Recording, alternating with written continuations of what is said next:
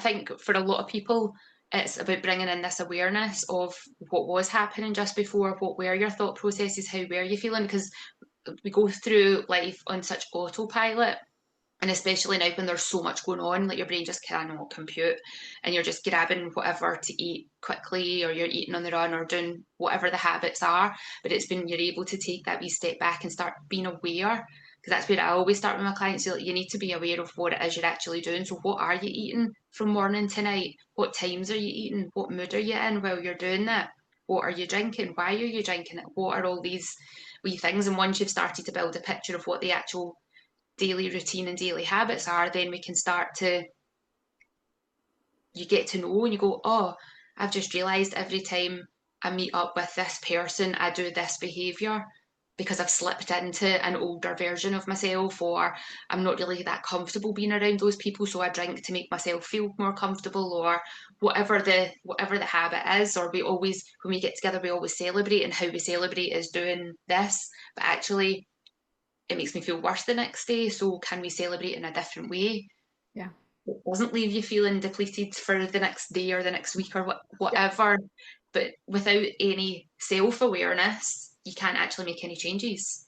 No, and I think it's really, I sometimes, and you might find this, we're working with people and they're not, they're not going to the toilet, they're holding going to the toilet for like 4 hours, 5 hours because they're busy working, or they just have no, that's where these kind of more nervous system regulation, self-awareness, mindfulness tools are so key, actually, of just like, okay, can I be the like curious observer of my body today? What does my temperature feel like? What's my stomach like? What's my heart rate like? Can I just tune into like the body? Can I ground myself in that?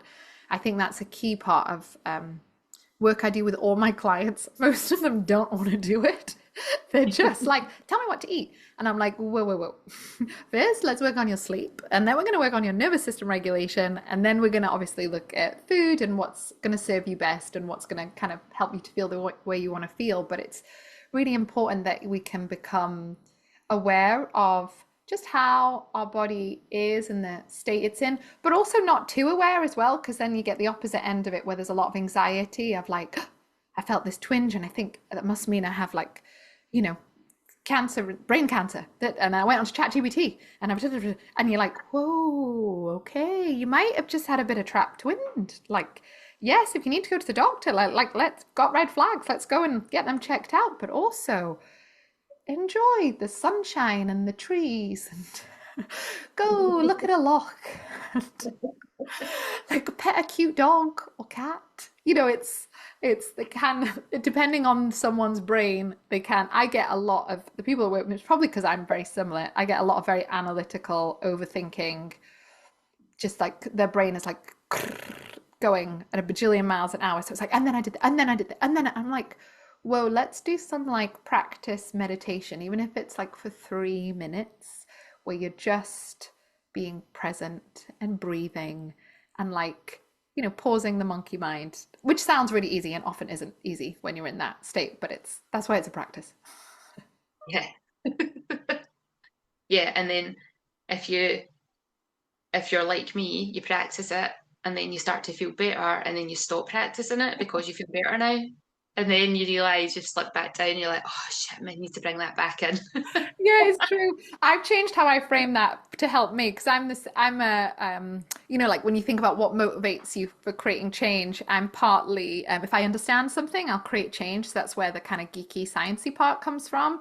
Like if I read something that I'm convinced with, then I'm like, cool. Like I went gluten-free many, many years ago because I remember reading something about it and I was like, cool, cool, cool. Think this would, that's what created the change. And then obviously the fact that I felt better was what sustained it.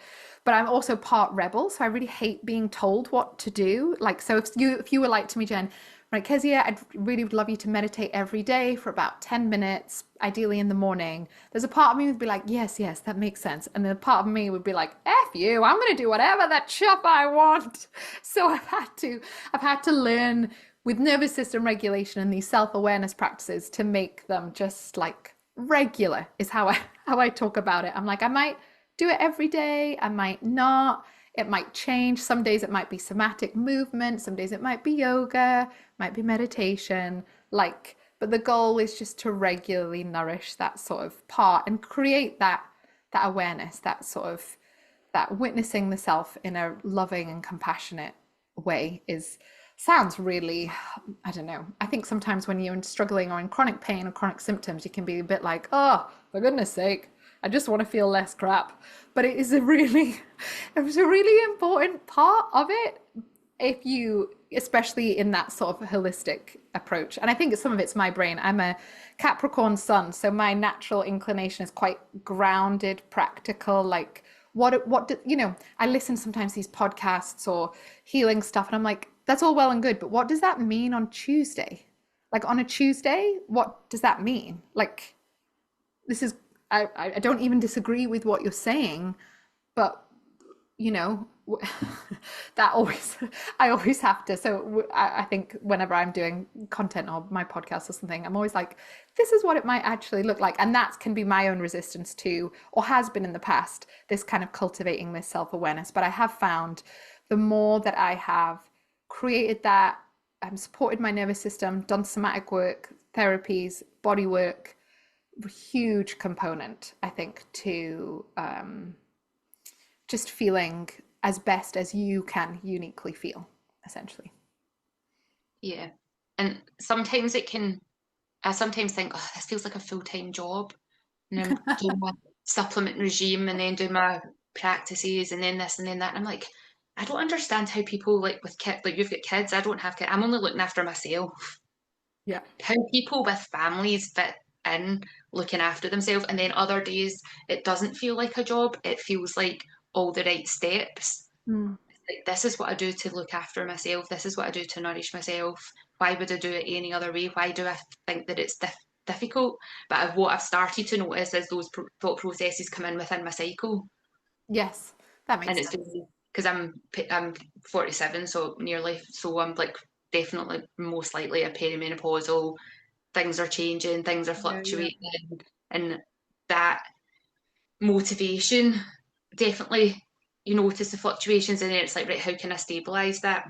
Because it's something that I'm noticing. I'm like, oh, dreams are a wee bit mental, or I'm very hot in these nights, so can I keep track of that so that I can start to tweak things for myself to help keep nourishing my body so that I'm responding with the changes that my body's naturally going through.